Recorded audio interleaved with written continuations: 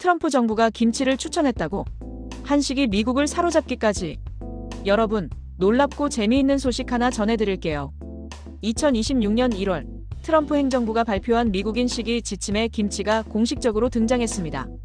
사우어크라우트, 김치, 미소 같은 발효식품을 섭취하라는 권고와 함께요. 미국 정부가 국민들에게 김치를 먹으라고 공식 권장한 겁니다. 이게 얼마나 대단한 일인지 아시나요? 하지만 여기까지 오는 길은 결코 쉽지 않았습니다. 오늘은 한식이 미국에서 어떻게 이 자리까지 올라왔는지 그 놀라운 여정을 함께 살펴보겠습니다. 1부 2026년 트럼프 정부의 파격적인 식이 지침 발표. 2026년 1월 7일 워싱턴 백악관 브리핑룸. 로버트 F. 케네디 주니어 보건복지부 장관이 마이크를 잡았습니다. 그가 발표한 건 향후 5년간 미국인들의 식탁을 바꿀 2025년부터 2030년까지 미국인을 위한 식이 지침이었죠. 케네디 장관은 이렇게 말했습니다. 수십 년 동안 미국인은 점점 더 아프고 의료비는 치솟았는데 정부가 기업 이윤을 지키기 위해 거짓말을 해왔기 때문입니다. 오늘로써 이 거짓말은 끝입니다. 그가 이날 발표한 것은 단순한 건강 권고문이 아닙니다. 학교 급식부터 군대 식단, 저소득층 영양 지원 프로그램 등 연방 정부가 집행하는 모든 영양 정책의 헌법과도 같습니다. 이번 놀라운 지침의 핵심은 뭘까요? 과자 대신 고기, 식용유 대신 버터, 그리고 초과 공식품은 아예 먹지 말라는 겁니다. 단백질 섭취 권장량은 기존의 2배로 늘었고 그동안 악마 취급받던 붉은 고기와 포화지방의 누명을 벗겼죠. 그리고 바로 이 지침에서 장내 건강을 위한 발효식품으로 김치가 당당히 이름을 올린 겁니다.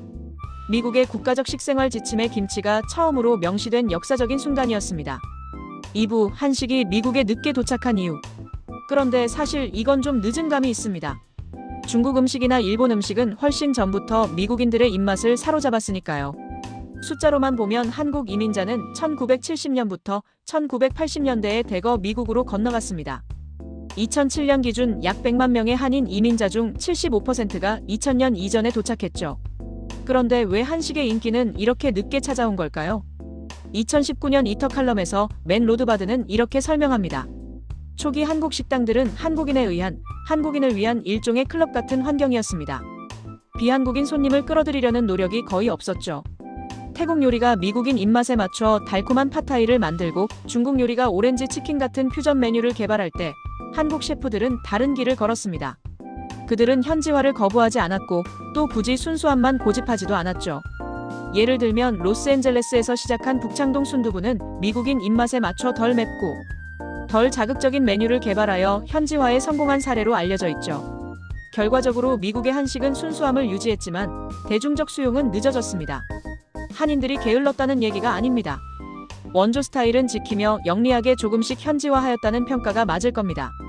뉴욕의 한식 레스토랑 단지와 한잔의 훈이 김 셰프는 이렇게 말합니다. 5년 전까지만 해도 한국인 셰프가 직접 운영하는 식당이 많지 않았습니다. 셰프가 직접 운영하는 식당은 요리를 성장시키고 전파하는 핵심입니다. 한식이 돌파구를 찾은 방법. 그렇다면 어떻게 한식이 미국인들의 마음을 사로잡게 된 걸까요? 첫 번째 돌파구는 코리아타운이었습니다.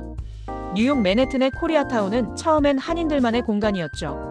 하지만 범죄율이 낮아지고 도시가 안전해지면서 밤늦게까지 영업하는 한식당들이 특별한 고객층을 끌어들이기 시작합니다. 바로 다른 레스토랑에서 일하는 셰프들이었습니다. 새벽 2, 3시 교대 근무를 마친 요리사들이 코리아타운 작은 식당에서 처음으로 진짜 한국 음식을 접하게 된 거죠.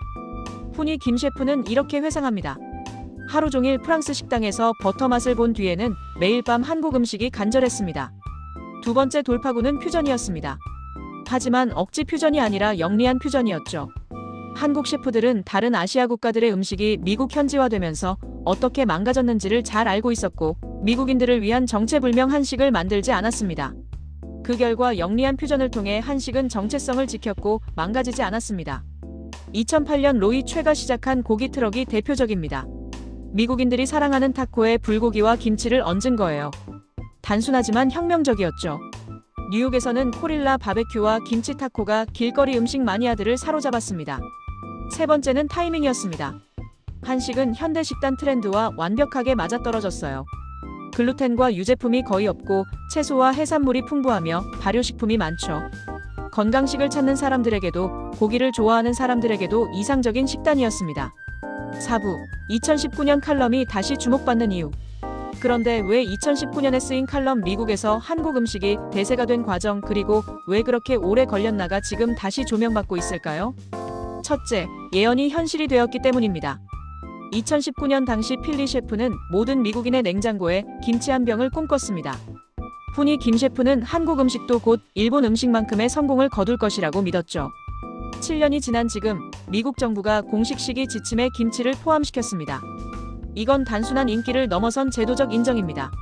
K푸드가 미국 주류 사회의 일부가 된 거예요. 둘째, 한식의 성공 방정식이 증명되었습니다. 억지로 현지화하지 않고 정체성을 지키면서도 영리한 방식으로 접근성을 높였던 전략이 옳았다는 게 입증된 겁니다. 셋째, 트럼프 정부의 MAHA 운동과 한식의 철학이 맞아떨어졌습니다. 가공식품 대신 진짜 음식, 인위적인 것 대신 발효와 전통.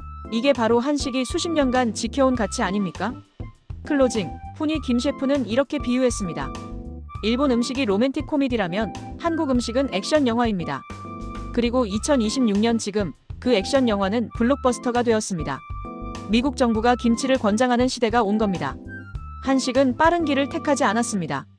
타협하지 않았고 정체성을 지켰죠. 그리고 그 인내와 자부심이 결국 진정한 승리를 가져왔습니다. 그 결과 달고 짠 미국의 음식 맛을 닮아간 변형된 아시아의 요리 맛보다 진짜 한식 맛을 찾는 외국인들이 늘어나게 되었죠. 여러분의 냉장고에는 김치가 있나요? 이제 그건 단순한 반찬이 아닙니다. 미국 정부가 공식 인정한 건강식품입니다. 여러분, 구독, 좋아요, 알림 설정은 더 좋은 영상 제작에 크게 도움이 됩니다. 꼭 부탁드립니다. 다음 영상에서 또 만나요.